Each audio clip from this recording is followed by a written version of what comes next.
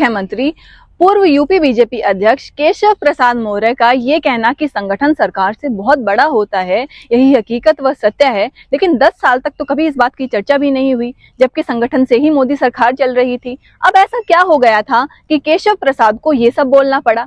सबसे बड़ा कारण है लोकसभा चुनाव में भाजपा का यूपी में प्रदर्शन। मोदी सरकार को ऐसी मुंह की खानी पड़ी जिससे ना घर के रहे ना घाट के। छोटी पार्टियों के सामने हाथ जोड़ने पड़े क्योंकि उनके कंधों की जरूरत है, उनके बिना आप चल नहीं सकते। अब मरता क्या नहीं करता, सरकार में रहना है, सरकार चलाना जरूरी है। अब आते हैं ममता से नाराज होकर भाजपा में आए शुभेंदु अधिकारी पर, जो अपने दिल की बात व हकीकत को बयान कर रहे हैं। कभी कहते हैं कि नहीं चाहिए सबका साथ सबका विकास, ये एक धोखा है। यह कहकर शुभेंदु क्या जातियों पर प्रहार कर रहे हैं? हमारी जानकारी में हमारे सूत्रों ने हमें बताया है कि शुभेंदु अधिकारी हिंदू मुस्लिम व धर्मांतरण के मुद्दों को दूसरी नजर से देखते हैं। ये एक बहुत बड़ी साजिश है। अब इससे कब पर्दा उठेगा और ये कौन सा तूफान लेकर आएगा, ये वक्त ही बताएगा। लेकिन इसकी चिंगारी शुभेंदु लगा चुके हैं। राजनीति में कौन कब किसकी गोद में जाकर बैठ जाए कहा नहीं जा सकता। कहा जाता है कि राजनीति में कोई किसी का सगा नहीं होता, और साथ ही साथ कौन कब अपने कहे हुए शब्दों को ये कहकर नकार जाए कि मेरे शब्दों को तोड़ मरोड़ कर पेश किया जा रहा है, कुछ नहीं पता। तब प्रश्न उठता है कि कैमरे में कैद हुए अपने मुखमंडल से बोले गए उन शब्दों को जब बोल रहे थे तब क्या आप होश में नहीं थे, या दिल की बात के साथ सत्य कह गए? ये हमारी राजनीति में उथल पुथल के संकेत हैं, और साथ ही ये एक विस्फोट के भी संकेत हैं। चलो आते हैं संघ प्रमुख मोहन भागवत पर, जो कुछ समय से सरकार को होश में आने की बातें कहते हुए नजर आते हैं। अभी कुछ दिन पहले कहा कि इंसान अपने आप को भगवान समझने लगा है, उसे अपने काम पर ध्यान देना चाहिए। अब ये किस बारे में कहा गया और ये किसकी ओर इशारा है? क्योंकि ऐसे इशारे लोकसभा चुनाव से पहले बहुत थे, तब मोदी सरकार थी, आज एनडीए सरकार है। हमारे कहने का सीधा मतलब है कि भागवत जी की बात को देखा अनदेखा करने का मतलब लोकसभा में मोदी सरकार की बुरी हार। 400 पार तो छोड़ो, 272 भी नहीं। पता नहीं केंद्र सरकार कौन से चश्मे से काम कर रही है, जो भागवत की बातें भी इग्नोर कर रही है। केंद्र सरकार हिंदू मुस्लिम कांग्रेस एक परिवार 370 35 कारगिल जीएसटी नोटबंदी जैसी चीजों को देखती है। इन कामों को जनता ने नकार दिया है। भाजपा व मोदी सरकार को अब जनता नहीं चाहती। शायद केंद्र सरकार चिकना घड़ा हो चुकी है। केंद्र सरकार के मुखिया शायद भागवत जी की बातों को अनदेखा करते हैं। क्या अब संघ दिखाएगा संगठन व सरकार को रास्ता? एनडीए के प्रधानमंत्री के लिए यह कहा जा रहा है कि उनकी एक इंफॉर्मेशन टीम है जो उन्हें पल पल की खबर देती है, हर रिपोर्ट देती है। प्रधानमंत्री यहीं पर राजनीतिक मात खा रहे हैं।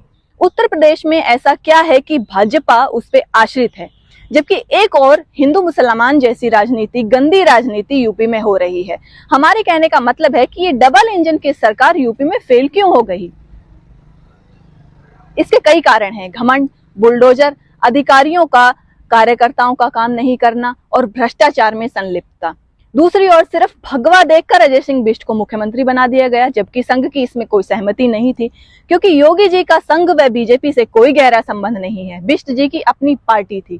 मोदी सरकार जब से सत्ता में आई है तब से उनका एक सूत्रीय कार्यक्रम था, 60 साल का शासन। क्या हुआ 60 सालों में? कांग्रेस ने क्या किया? हुआ तो बहुत कुछ, जिसकी गिनती भी नहीं की जाएगी, क्योंकि इसकी कोई जरूरत नहीं है। अगर हिंदू मुसलमान, हिंदू राष्ट्र, तुम्हारे राम हमारे राम, आध्यात्म, अयोध्या, मंदिर और ऐसे बहुत सारे मुद्दे हैं जो 2014 से चल रहे हैं, जिनकी कोई जरूरत नहीं है। अगर यही सब 60 साल के शासन में हुआ होता तो शायद देश इतनी तरक्की नहीं किया होता और इतना आगे नहीं बढ़ा होता। नेहरू जी की बराबरी करना बोलकर बहुत आसान है, लेकिन उनके कार्यों को करना उतना ही दुर्लभ है। हिंदू मुस्लिम की जो बीमारी बीजेपी को लगी है, उसका इलाज ऊपर वाले के पास भी नहीं है, तो राम जी और हनुमान जी के पास भी नहीं है, जो अयोध्या के नतीजे बता रहे हैं। फिर भी बीजेपी व एनडीए इस बात को समझ नहीं पा रही है। फिर वही बावलापन, कावड़ियों की यात्रा में दुकानों पर नाम लिखना, यह हार का डर व भाईचारे पर आग में घी जैसा काम कर रहा है। इसका रिजल्ट अच्छा नहीं आएगा।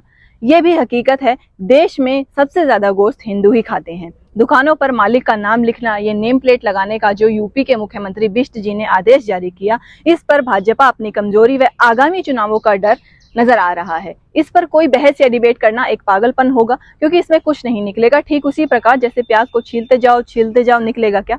कुछ नहीं। इसलिए भाजपा ऐसे निचले स्तर की बातें करके अपने को विवाद में रखना चाहती है। भाजपा अपने दिमाग से यह हिंदू राष्ट्र की बातों को छोड़ दे, क्योंकि लोकसभा में आपकी बुरी हार के पीछे मुस्लिम वर्ग का नहीं, ओबीसी, एससी, एसटी, दलित का पूरा सहयोग है। हमारे कहने का सीधा मतलब है, जहां संविधान व लोकतंत्र की कसम खाई जाती है, वहां हिंदू राष्ट्र की बात करना आपकी संकुचित मानसिकता को दर्शाता है। यह हम इसलिए कह रहे हैं कि देश की जनसंख्या अभी 140 करोड़ है, जिसमें मुस्लिम संख्या 35-40 करोड़ है। फिर जातिवाद बाहर आएगा, एससी, एसटी, ओबीसी, दलित अगर काउंट होगा, फिर कौन सी जातियां मुट्ठी में आएंगी? फिर आपकी हिंदुत्व का क्या होगा? फिर केंद्र सरकार व यूपी सरकार किस नतीजे पर आएगी? क्योंकि ऐसी बातों से देश गृह युद्ध की तरफ जाएगा। सुप्रीम कोर्ट ने जो आदेश दिया वो स्वागत के योग्य है।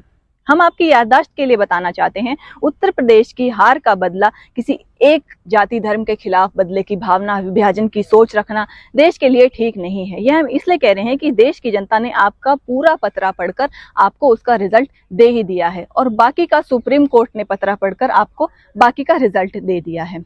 सुप्रीम कोर्ट का रिजल्ट देना, अपना निर्णय, ये प्रशंसा के योग्य है।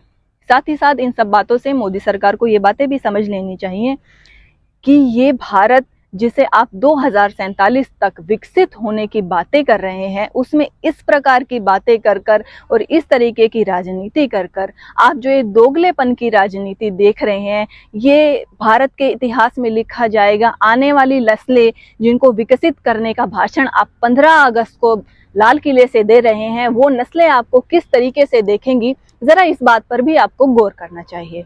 मैं रेणुका, यंग इंडिया न्यूज़ से।